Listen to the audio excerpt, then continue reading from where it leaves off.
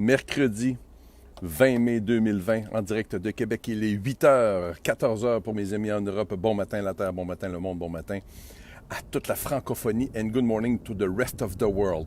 Avant de vous présenter mon coup de pied, coup de cœur de ce matin qui s'adresse aux parents, je pense que les parents en devenir devraient écouter également.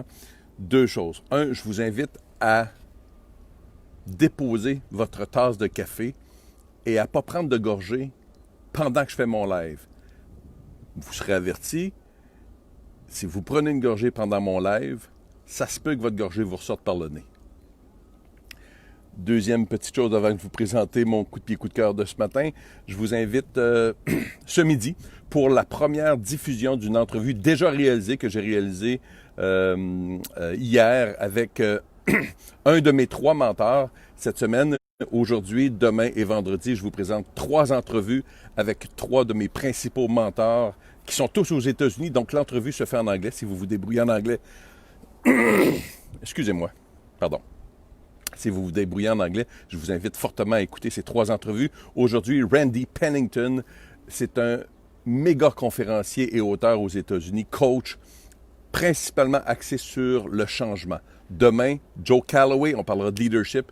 Et vendredi, on parlera avec le pitbull du développement personnel, Larry Winget. Donc, aujourd'hui, midi, Randy Pennington, si ça vous intéresse et que vous vous débrouillez, bien sûr, en anglais. Donc, très chers parents, je partage avec vous 10 constats, 10 signes que vous êtes peut-être un mauvais parent. Si vous ne savez pas où votre enfant se trouve en ce moment, là, je ne parle pas de votre enfant qui a 35 ans, là. Je parle des enfants, des jeunes. Si vous ne savez pas où se trouve votre enfant en ce moment, vous êtes probablement un mauvais parent. Vous êtes définitivement un mauvais parent. Si votre enfant est obèse et qui ne fait pas partie des 2% de la population qui peut expliquer son embonpoint pour des raisons médicales, si votre enfant est obèse, vous êtes un mauvais parent. Si vous ne connaissez pas les amis de vos enfants, vous êtes un mauvais parent. Si vous tolérez que vos enfants vous manquent de respect par des gestes ou par des paroles, vous êtes un mauvais parent. Si vous promettez des conséquences, qu'elles soient positives ou négatives, puis que vous ne tenez pas votre parole sur les conséquences que vous aviez promis, vous êtes un mauvais parent. Si vous n'enseignez pas l'argent, la valeur de l'argent, comment gérer votre argent, son argent, vous êtes un mauvais parent. Si vous n'avez pas de communication honnête, ouverte avec vos enfants sur le sexe, « Ouais, mais Jean, je ne suis pas à l'aise. » Baptême, c'est ta job. Tu as baissé tes culottes pour le faire. Remets tes culottes pour dire ce que tu as à dire. C'est ta responsabilité. Si vous n'avez pas de communication ouverte et honnête sur le sexe avec vos enfants, vous êtes un mauvais parent.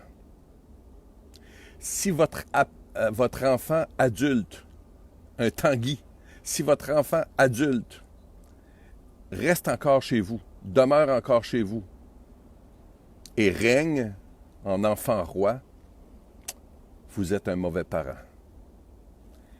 Si votre propre vie est un exemple de ce que vous ne voulez pas que votre enfant devienne, vous êtes un mauvais parent.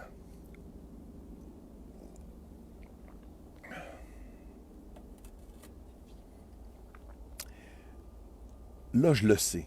Dans les commentaires ici ou dans des messages que je vais recevoir personnels, je sais que je vais recevoir une tonne de messages de gens qui vont me dire « Jean, tu généralises ben trop, tu généralises, Oui, je généralise. Tout ce que je viens de vous dire là, ce sont des généralités. qui s'applique, vous ne l'admettrez peut-être pas tout de suite, là, qui s'applique à beaucoup, beaucoup, beaucoup trop de personnes, à beaucoup, beaucoup trop de parents. Oui, mais Jean, moi, c'est pas pareil. Fermez-la.